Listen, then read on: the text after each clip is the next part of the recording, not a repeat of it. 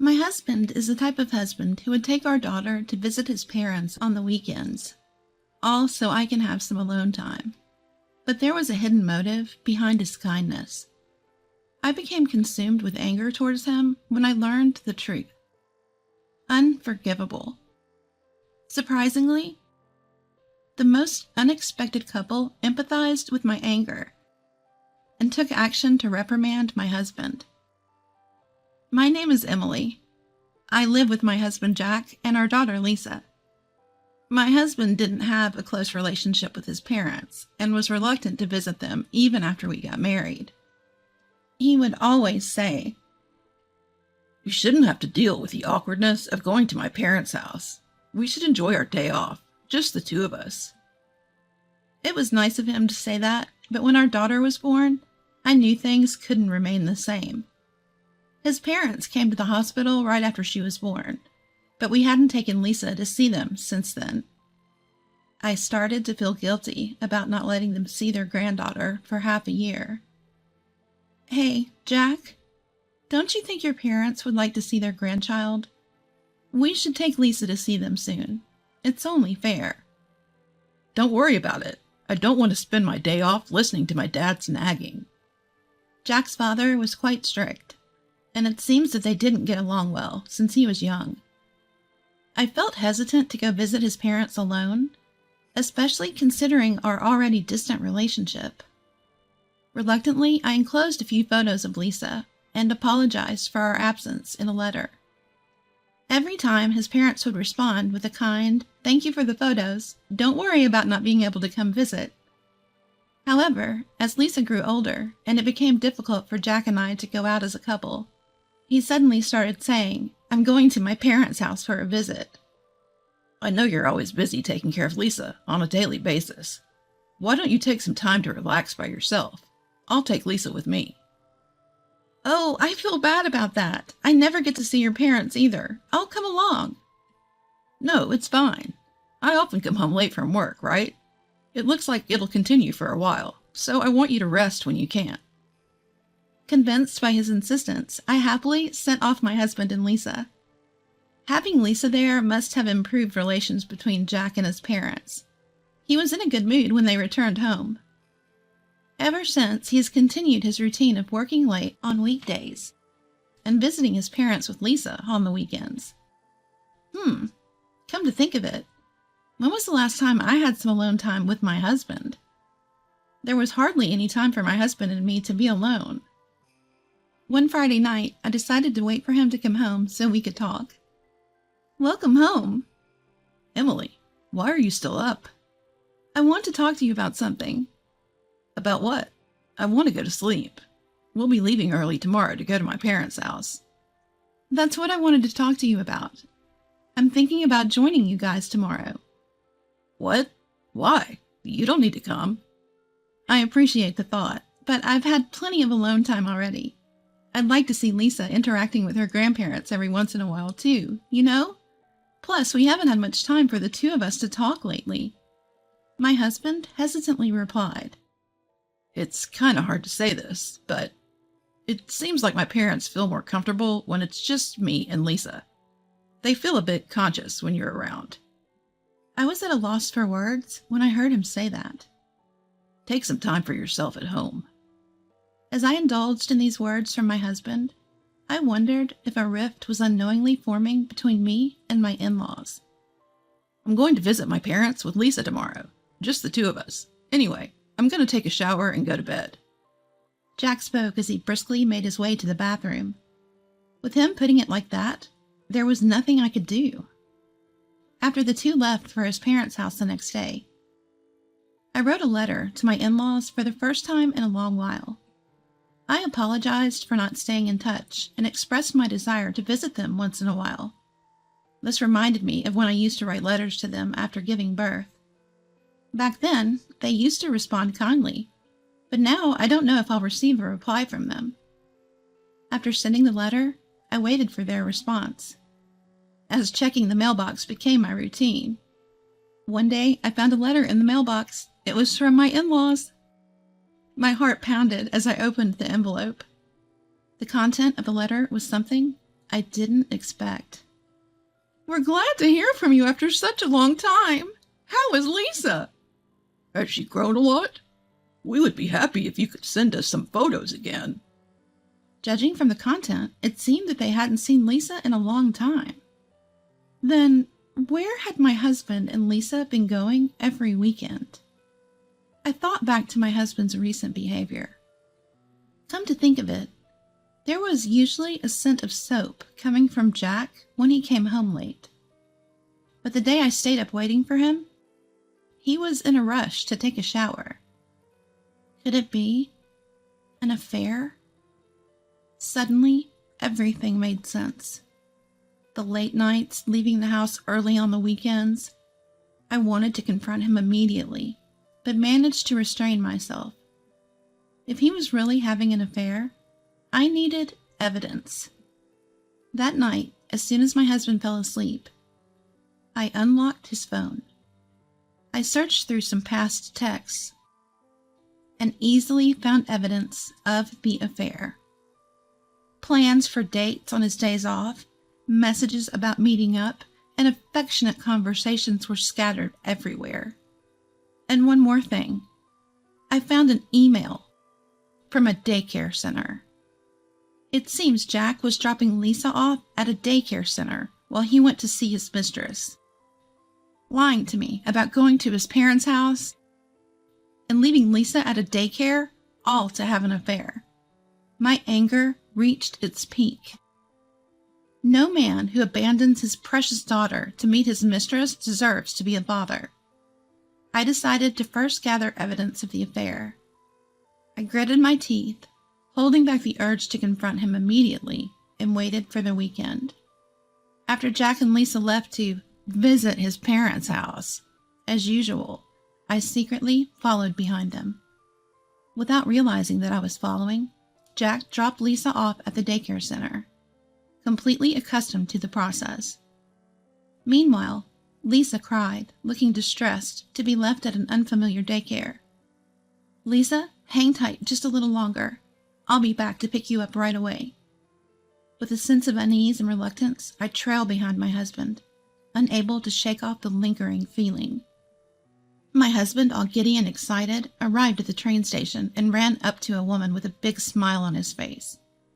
The woman also spotted him and ran over. She must be Jack's mistress. They didn't seem to care that they were in public as they got all lovey-dovey, walking arm in arm. There was no longer any doubt about Jack's infidelity. Just as I captured an intimate moment between them in a photo, my phone rang. "Hello?" "Oh, mother-in-law."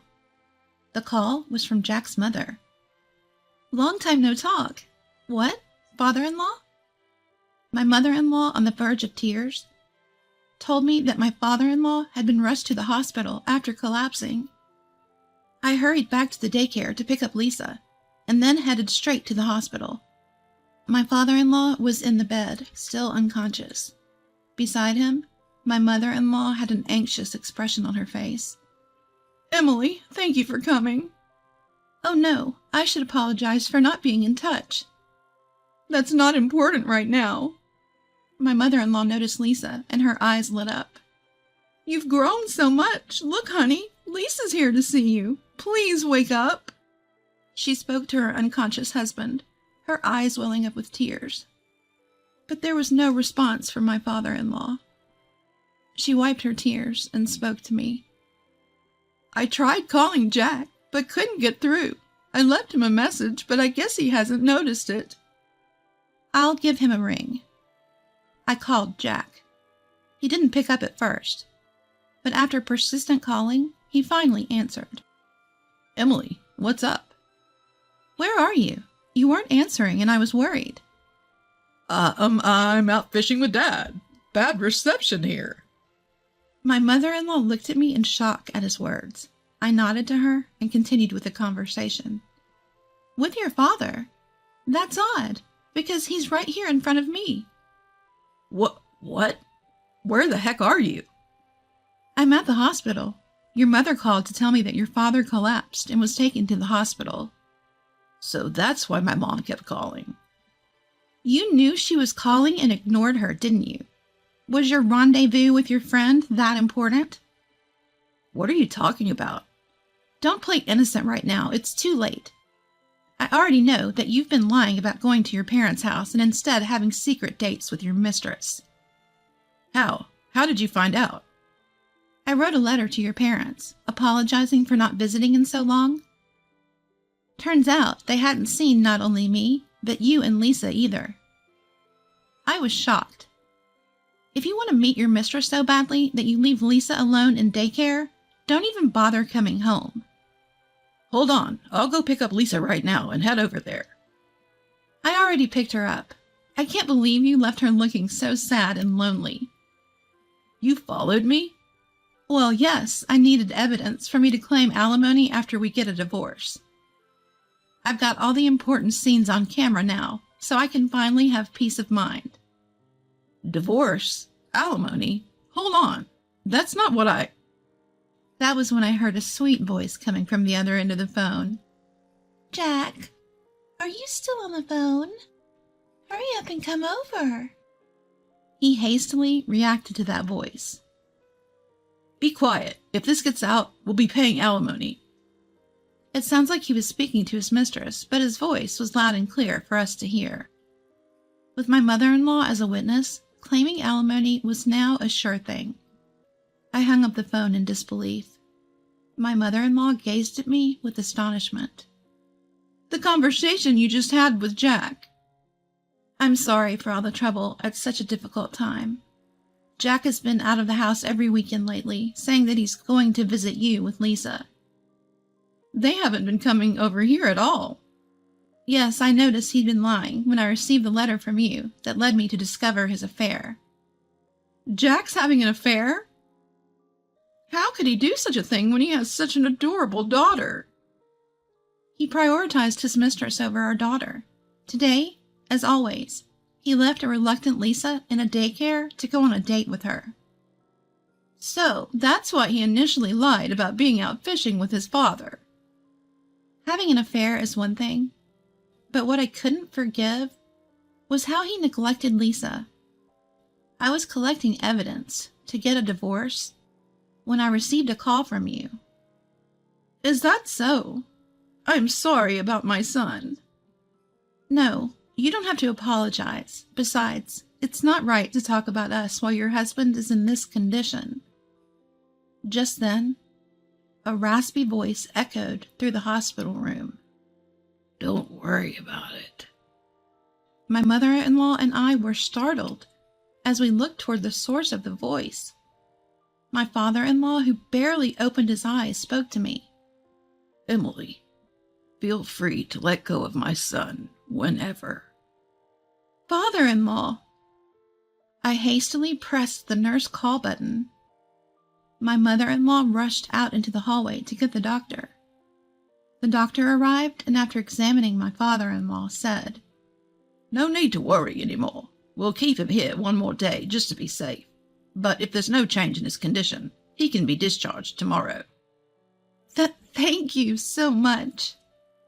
My mother-in-law and I joyfully held hands. My father-in-law was also watching us with a gentle expression. As the doctor left the room, Jack entered. Dad, are you okay? Jack, aren't you supposed to be on a date? My husband tried to calm me down in a response to my remark. Well, that was a misunderstanding. I just wanted some me time to unwind over the weekend. I might have blurted out something about going to my parents' place, but I haven't done anything to betray you. He looked straight into my eyes as he spoke. For a moment, I almost believed him. But I had concrete evidence. I won't be fooled by you anymore. I saw you meeting up with a woman at the train station. She's a colleague from work, and we happened to bump into each other. But you guys started walking intimately together, didn't you? We both hadn't eaten lunch yet, so we decided to grab some lunch. Then what about the voice I heard over the phone? I'm sure I heard. If they find out about us, we'll get hit with alimony. At my words, Jack seemed flustered, but continued to look straight into my eyes as he continued. I don't remember saying anything like that. Maybe it was a couple's conversation from the table behind us at the restaurant. It seems like he was going to play dumb until the end. Am I just going to be swindled again? Just as I thought that, my father-in-law shouted at Jack. Cut the crap. You've always been like this. When you lie, you always look people straight in the eyes. Hearing his father's anger, Jack immediately shrank back. In a barely audible voice, he retorted against his father. Dad, it's none of your business. None of my business. Have you forgotten all the times you've deceived people and caused trouble? You haven't grown at all. Don't you have any sense of responsibility as a father? Dad, please calm down. Shut up, you foolish son. When I showed him the evidence on my phone, Jack finally gave in and admitted to the affair. Having been scolded by his dad must have hit hard. He accepted all my demands without making any excuses. First, we would proceed with the divorce as soon as his father is discharged from the hospital. I would get full custody of our daughter. He would transfer alimony and child support to my bank account every month. Following the suggestion of my father-in-law, I created a written agreement on the spot and had Jack sign it. Afterward, Jack bolted out of the room. He probably went back to his mistress. I, who remained in the room, bowed deeply to my in-laws. I'm really sorry for everything. If only I had gone with Jack and Lisa when they said they were going to visit you guys, none of this would have happened. My father-in-law responded kindly to me.